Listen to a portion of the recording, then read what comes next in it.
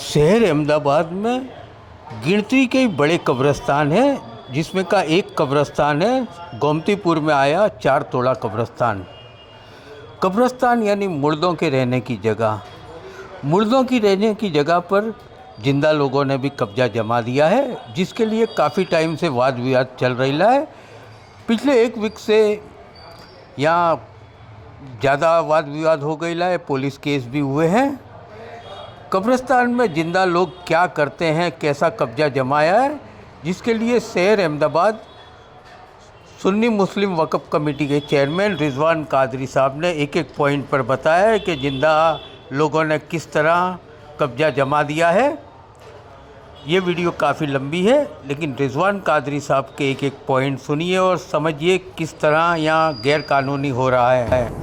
यानी कब्रिस्तान के स्केल में मैं कितनी बार लोगों को समझाता हूँ कि वो लोगों को खबर नहीं होती 1,10,000 स्क्वायर यार्ड की जगह की कितनी है। वहाँ जगह जाएंगे तो लोगों को पता चलेगा कितना बड़ा स्केल है। हम लोग 200 वार या 500 वार के प्लॉट में मकान बना के बंगला बनाते हैं। मकान या बंगला बनाते हैं, बंगला कहूँगा, मकान नहीं कहूँगा। मकान तो 25-50 वार में बन जाता है। 500 वार में बंगला बनता है, उसकी जगह 1,10,000 वार है। तो सोचे कितना बड़ा स्केल है। जुआपुरा का कब्रिस्तान सिर्फ 15,000 वार की जगह में बना हुआ है, उससे करते कितना गुना कब्रिस्तान है वो सोचे। अब वो बड़ा कब्रिस्तान जिसने वक्फ किया उसकी नीयत को भी सोचे। आज से 100 साल पहले किसी ने वक्फ किया, कौन सी नीयत से किया? अहमदाबाद के मुसलमानों को आने वाले दौर में कब्रिस्तान की जगह की तकलीफ ना पड़े, वो नीयत से वक्फ किया। और आज वो नीयत के हिसाब से लोग रहने के लिए थोड़ी जगह दी जाती है। और सैयद में बहुत क्लियर कट एजेंडा किया, ये भाई साहब ने होकर बताया कि किसी को मतलब मैं अपने कब्रिस्तान को रहने के लिए जायज है ही नहीं। तो वो सब चीजों के नजर पे गौर करते हुए काम करना है। और अनफॉर्चुनेटली जो भी हो चुका है, अभी मैंने थोड़े वक्त पे बोला कि पास्ट पर पोस्टमार्टम ना करें, अनफॉर्चुनेटली कोई चीज हो चुकी है। उस वक्त पे ऑफिशियल तकरीबन 103 या 114 लोग थे, उनको उस टाइम पे रहने की जगह दी थी। आज मोर देन 600 से ज्यादा फैमिली रह रही है। 114 में से भी कितने लोगों को ऑलरेडी वटवा में जगह दे दी थी। उस जमाने में लोगों को मतलब मैं 45-50 लोगों को शिफ्ट किया था, उनको जगह दी थी, वो जगह चले जाना चाहिए। उसमें से भी कितने लोग वापिस आ गए। जो लोग अभी मतलब में रह रहे थे उनको 10 फुट बाय 10 फुट की जगह दी थी, वो आज मतलब में कम से कम 100, 500, 1000 फुट की जगह को कब्जा करके बैठे हुए। वो नीयतें सबकी गलत है। और वो नीयत गलत करने की वजह से कब्रिस्तान के अंदर जो लोगों को अच्छे नीयत से रखा था वो एहतराम से रहे होते, कब्रिस्तान की बेहुरमती नहीं कही होती। यानी कितनी बार मेरे को बोलने में भी शर्म आती, कितनी बार होता है कि वहां पे जाओ तो क्या होता है कि कितने लोग कब्रिस्तान उनके टॉयलेट के मतलब में पानी की नाली बना के कब्र के अंदर खाद कुआं बना के रखते। खाद कुआं का भी खर्चा नहीं करते, नाली में पानी छोड़ देते। वहां पे जाओ तो उनके बच्चे टॉयलेट करने में बैठे होते ओपन में। वहां पे जाओ तो यूज कॉन्डम पड़े होते हैं, सैनिटरी नैपकिन पड़े होते हैं। क्या है, कब्रिस्तान है? आप देख के आप लोगों को भी खून खौल उठेगा कि ऐसा कब्रिस्तान ऐसा होना चाहिए। तो ये सोचने वाली बात है कि क्या हम लोग चाहते हैं जिसने डोनेट किया है वो उसने ये नियत से कब्रिस्तान डोनेट किया था कि उसका मतलब एहतराम ना रखे। बात इतनी बिगड़ चुकी है, उसकी वजह से अहमदाबाद सुन्नी मुस्लिम वक्फ कमेटी के हाथ स्टेप लेना पड़े।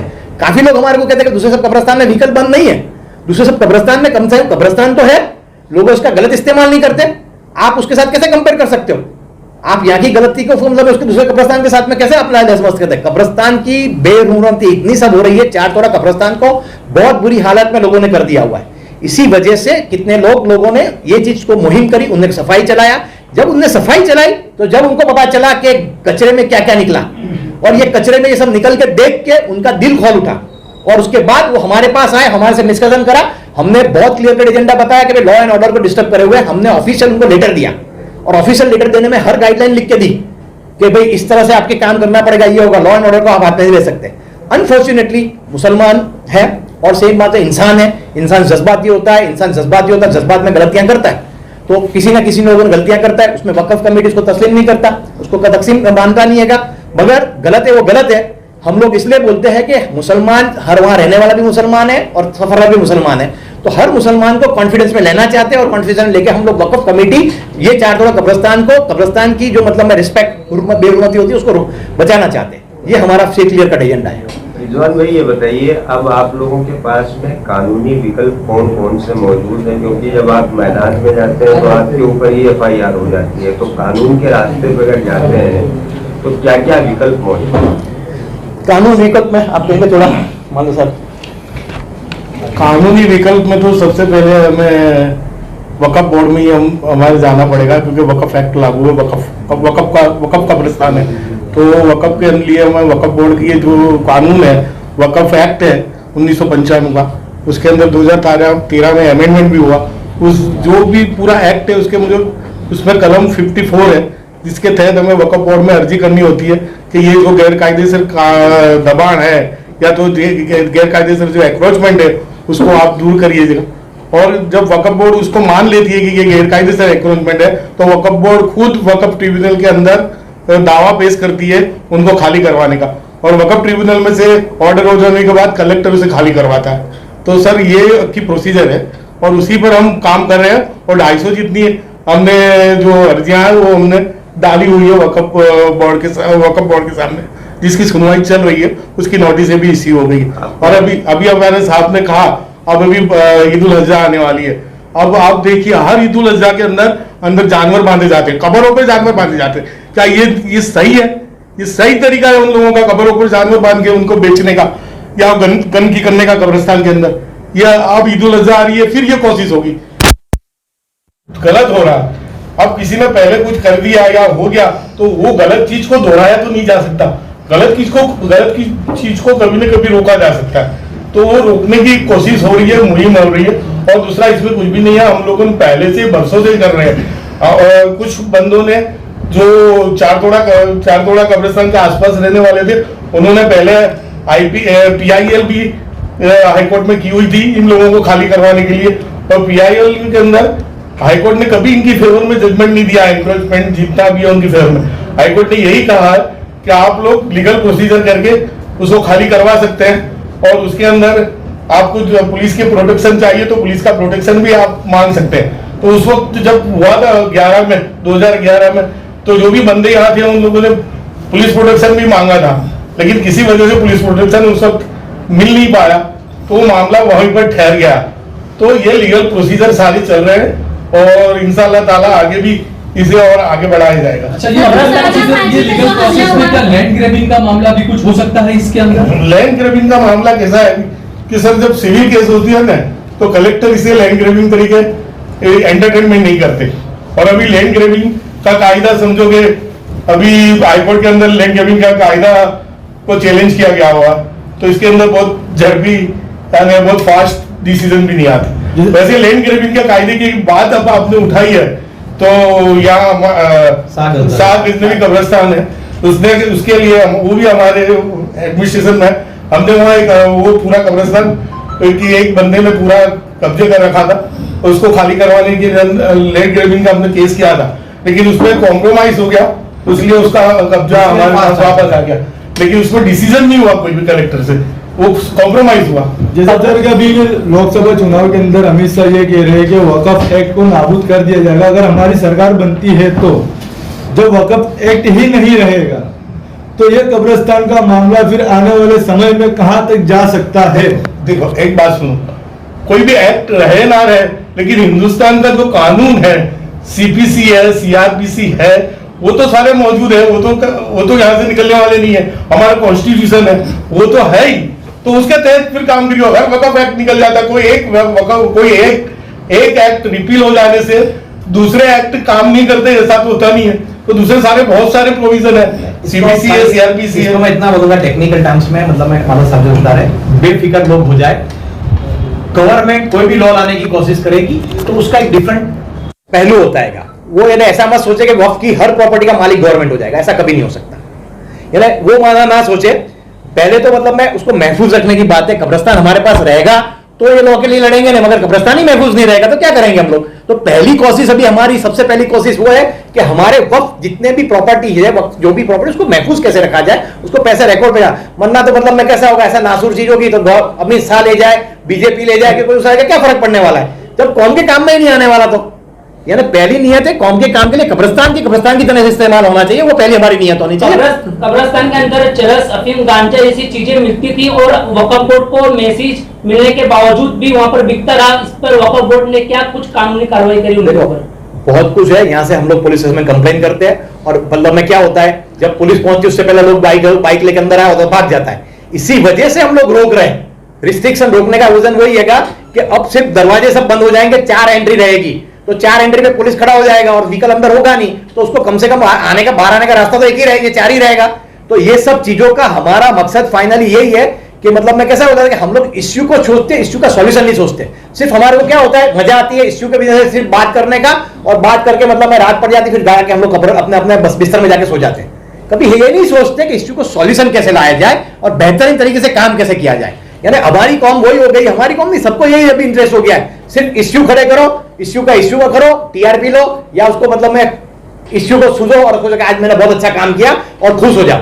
भाई बहुत अच्छा काम कब अच्छा है, जब उसको रिजल्ट में कन्वर्ट होता है। जब तक ये अपने अफीम, चरस, दारू बंद नहीं होगा कब्रिस्तान में, तो वहां तक का कोई सॉल्यूशन नहीं है। वो सॉल्यूशन को नजर में रखते हुए ही हम लोग लाइन ऑफ एक्शन ले रहे हैं। सॉल्यूशन की बात है तो जितने भी अहमदाबाद में कब्रिस्तान है या औकाफ की जितनी भी जमीन है, जितनी भी हैं, ज्यादातर 2002 के दंगों के बाद आकर वहां पर लोग बसे थे। हर जगह पर पूरे गुजरात में तकरीबन ये मामला है। तो ऐसे में जब सॉल्यूशन की बात कर रहे हैं तो क्या सरकार से कुछ इस तरीके से डायलॉग्स नहीं किए जा सकते हैं? कब्रिस्तान खाली होने चाहिए, बिल्कुल वहां पर बेहरमती हो रही है। मैंने खुद देखा कब्रों के ऊपर शराब के वहां पर ग्लास रखे होते थे, मैं खुद देखकर आया था ये चीजें। लेकिन वो लोग भी हैं तो इसी देश के, उनको आप बेघर तो नहीं कर सकते ना, उनका भी कोई औपचारिक उनका होना चाहिए ना इंतजाम लोगों का भी। देखो साहिल भाई, मैंने ऑलरेडी क्लियर कट बात की। अभी कब्रिस्तान के अंदर में 100 लोग ऑफिशियल 1969 में थे, 100 में से 50-45 लोगों को जगह दे दी थी, 55 रहे, तो 55 से बात होनी चाहिए कि 655 से बात होना चाहिए। अभी 655 घुस के बैठे हुए हैं, और वो 55 के साथ भी बात जब होगी जब वो 10 फुट बाय 10 फुट की बात करेंगे। बाकी आज मैं 10 फुट बाय 10 फुट में घुस जाऊंगा और फिर घुस के 1000 फुट पे कब्जा जमा के बैठूंगा, उस पर बात करूंगा, तो उससे बात नहीं होगी। वक्फ कमेटी का क्लियर कट एजेंडा है, जो लोग सच्चे हैं उनसे सच्चे तरीके से बात होगा और झूठे तरीके से उनसे बात ही नहीं होगा। सिंपल बात है। यानी वो ये आप ये सोचे, उसको एग्जैगरेट करा जाता है, मतलब तकलीफ में है, पर तकलीफ में सिर्फ 55 है, और 55 में से भी 15, 20, 25 तो चले ही गई है, क्योंकि उनको साहबे माल हो गए, उनको यहां तकलीफ पड़ती थी तो चले गए। यानी वो तकलीफ है, वो लोग वो पिक्चर नहीं बताते कि जेन्युइन 30, 40, 50 है, 500 लोगों का टोला आ जाता है, तो क्या 500 लोग जेन्युइन है? तो ऐसे लोगों से कैसे बात कर सकते हैं? जेन्युइन लोगों डॉक्यूमेंट लेके आओ, हर बार उनको किया हुआ है, वक्फ कमेटी में आइए, आपसे बात होगी, आप सच्चा होगे तो आपके साथ बैठ के बात होगी। एक और 40 आए और 42 होंगे, 2 जन यहां नहीं आए होंगे, तो भी उसकी डिसफेवर में जजमेंट नहीं होगा, क्योंकि हम लोग हक पे बैठते हैं और हक पे काम करते हैं। जो जिसका पॉलिटिकल कनेक्शन है या जो बड़ा इंसान है, जो अच्छा है, उसको फेवर होगी, ऐसा कहीं नहीं होगा।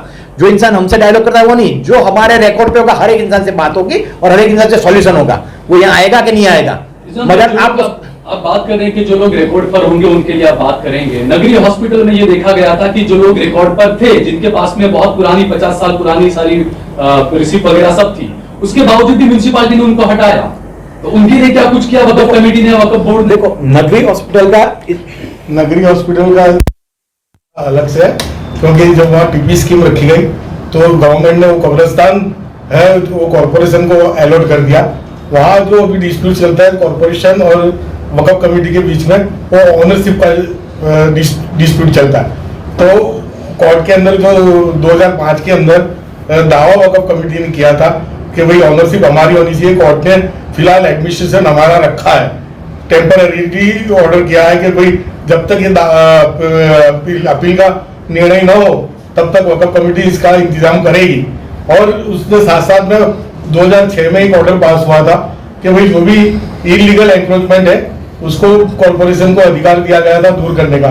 उसके लिए ये प्रोसेस हुआ है, लेकिन उसके लिए भी हम लोग आगे लड़ रहे हैं, और उसको जो भी है उसके बारे में जो भी हमारा जो कानूनी वकील है, हमारे जितने भी कानूनी लोग हैं, वो इसके अंदर फाइट दे रहे हैं और पिटीशन कोर्ट में पेंडिंग है। तो उसके लिए हम ज्यादा इसके अंदर कुछ नहीं, हाई कोर्ट में पेंडिंग है। दूसरा इतना भी कहूंगा कि वो लोगों ने अंदर से किसी को नहीं निकाला, अंदर से कॉर्पोरेशन सिर्फ रोड पे एंक्रोचर में बैठे उनको एक्शन लेती है। कभी भी कब्रिस्तान में अंदर जाके किसी को ऐसा नहीं किया कि आप लोग इलीगल हो, क्योंकि ये जुडिशरी मैटर है, तो वो कॉर्पोरेशन भी वो एक्शन नहीं ले सकती। मगर क्या लोगों को वही कहते हो ना कि आधा से ज्यादा झूठ बताया जाता है। वो लोग जब रोड पे बैठते हैं, व्हीकल का एंक्रोचमेंट करते हैं, तो फिर वो लोग कॉर्पोरेशन एक्शन लेती है ना कि भाई आप रोड को मतलब क्यों डिस्टर्ब कर रहे हो, आपको जो जगह अंदर जगह दी उस पर काम करो। और फिर भी मैं वही कहूंगा कि वहां पे भी उनकी नीयत साफ होती तो उनको जगह जो अलॉट की गई है वो जगह में ही बैठते, अंदर जगह पे क्यों जा रहे थे? कि ये जो अवैध कब्जा है इसको हटाया नहीं गया इतने सालों तक। सुन्नी मुस्लिम वक्फ कमेटी और गुजरात वक्फ बोर्ड, इन दोनों संस्थाओं के बीच रिश्ता कैसा है कि इतना वक्त हो गया और इस पर कोई काम नहीं हो पाया? अभी माधव साहब ने आपको यही बताया ना कि जो ऑलरेडी हमारी लीगल प्रोसीजर चल रही है, वक्फ बोर्ड की तरफ से जो फास्ट एप्लीकेशन अपने एक्ट होना चाहिए वो नहीं हो रहा। मतलब मैं अब वो उसके लिए किसी को गवर्नमेंट अथॉरिटी इनडायरेक्टली, मतलब मैं जैसे ऑटोनोमस बॉडी है, गवर्नमेंट अथॉरिटी राइट वर्ड नहीं है, मैं उसको हम लोग प्रेशर नहीं कर सकते आप जल्दी करो। यही लोगों को जो सच में जिसको फिक्र है तो 500 का डॉलर लेके वक्फ बोर्ड पे जाना चाहिए और वक्फ बोर्ड को कहना चाहिए कि आप 1 दिन में डिसीजन दो या 15 दिन में डिसीजन दो, खुद तो डिसीजन दो, यानी जिसके सर पे लटकती तलवार है उसको तो पता चलेगा कि सच क्या है झूठ क्या है।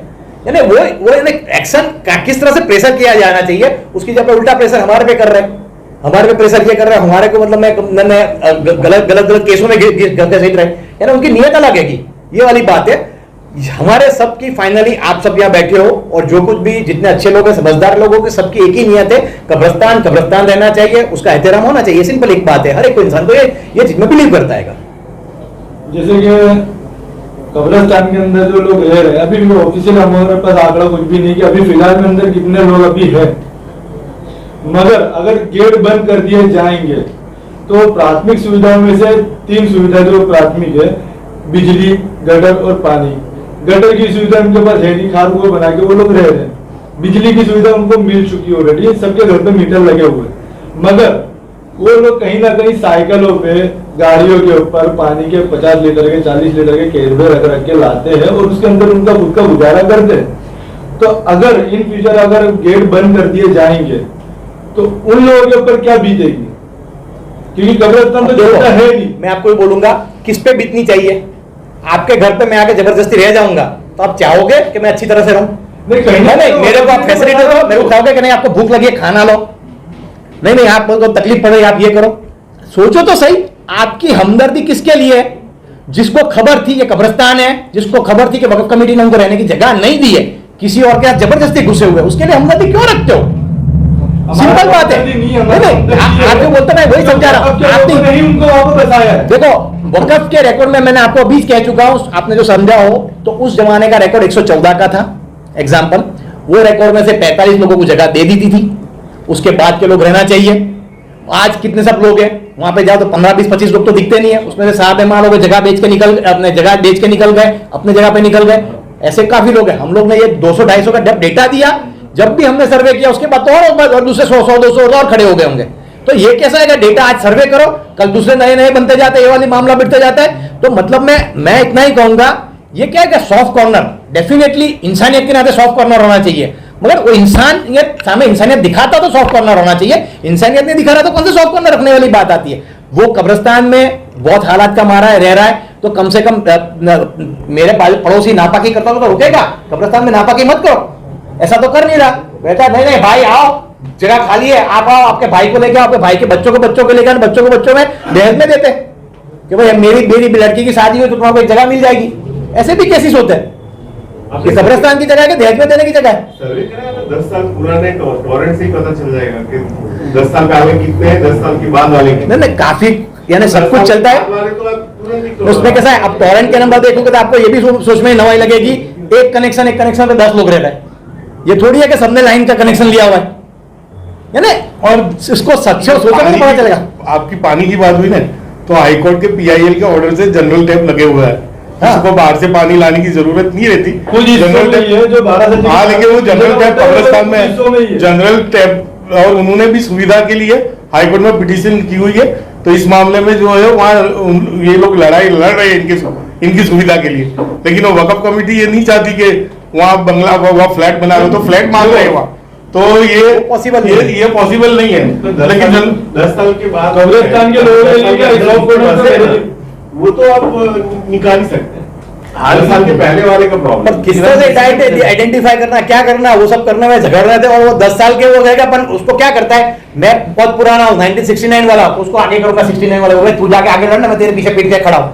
ऐसा काम चल रहा है। या हमारे भाई सर्वे करने वाले, पूछो उनसे, सर्वे करने जाते थे ये इमरान भाई, तो लोग उनको सर्वे करने के लिए इंफॉर्मेशन भी देते थे और अंदर घुसने भी देते। कब्रिस्तान था, कब्रिस्तान 1969 में भी कब्रिस्तान ही था, कब्रिस्तान आज से पैदा हुआ नहीं है।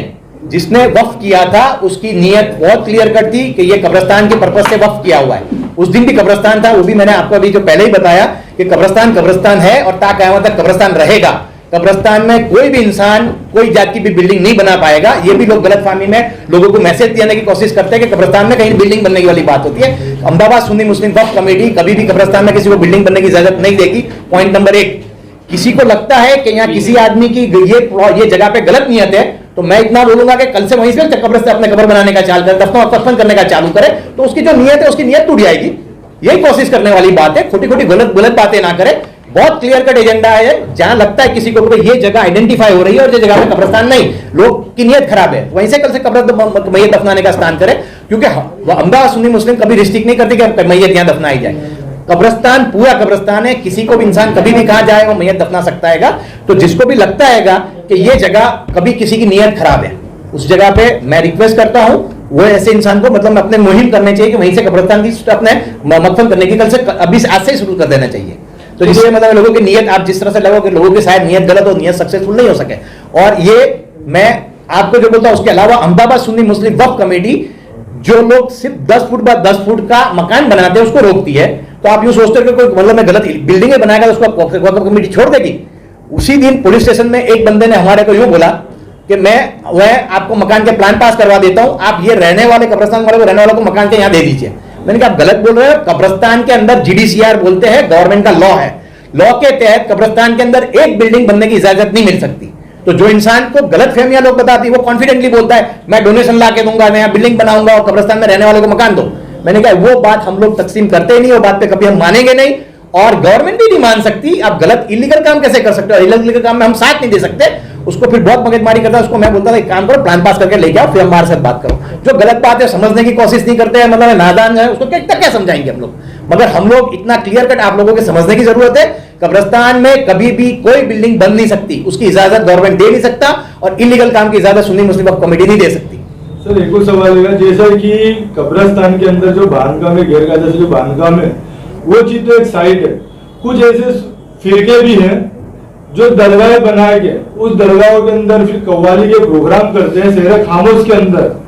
तो उस चीज के ऊपर आज दिन तक वक्फ कमेटी ने कभी ऑब्जेक्शन नहीं उठाया। और दूसरा सवाल ये है कि कब्रिस्तान के अंदर जो बांधकाम का मटेरियल अंदर एंटर हो रहा है और बांधकाम हो रहा है, तो उस टाइम पे वक्फ कमेटी क्या कर रही थी? इसीलिए ये गलत बांधकाम ना हो, इसीलिए डोर पे रिस्ट्रिक्शन करना है कि एक भी व्हीकल अंदर एंटर ना हो। आपने जो बोला वो इसी का एक पार्ट ऑफ द एक्शन हैगा। बिल्कुल आपकी बात सही है कि मतलब में उसमें मतलब में क्यों होगा, अंदर मटेरियल ज्यादा तो गलत कंस्ट्रक्शन काम हो जाएगा, होता है ना। ये सब नियत सोच के वक्फ कमेटी ने डिसीजन लिया हुआ है कि किसी को एक व्हीकल अलाउड नहीं करना है। पैदल कब्रिस्तान में मस्जिद है, 2 मस्जिदें हैं और कब्रिस्तान में मतलब मैं अपने हर इंसान जाता है कि ज़ियारत करने के लिए, फातिहा दरूद करने के लिए जाना चाहता है, वो पैदल जा सकता है। उसके लिए कोई व्हीकल लेके उसके अपने किसी अम्मा अब्बा की कब्र के लिए मतलब बाइक लेके जाने की जरूरत नहीं है। अहमदाबाद सुन्नी मुस्लिम वक्फ कमेटी का क्लियर कट एजेंडा है।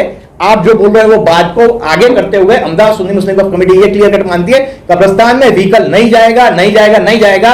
आज नहीं तो कल हम लोग हर एक इंसान को कॉन्फिडेंस में ये चीजें इंप्लीमेंट करेंगे और अल्हम्दुलिल्लाह जितने लोगों से बात की हर एक का यही कहना है कि आपकी बात ये सच है, अच्छी बात है। आप जो कह रहे हैं कि इंप्लीमेंट करेंगे, लेकिन अल्ताफ बासी नाम का एक गुंडा, उसके लोग कब्रिस्तान के अंदर घुस जाते हैं। पिछले कई महीनों से लगातार ये खबरें आई अखबारों में, सोशल मीडिया पर नाम के साथ आया कि घुसकर उसने लोगों के साथ में मारपीट की, उसके गुंडों ने, अल्ताफ बासी ने और सब ने। तो क्या वक्फ कमेटी की या वक्फ बोर्ड की कोई जिम्मेदारी नहीं बनती थी इसमें?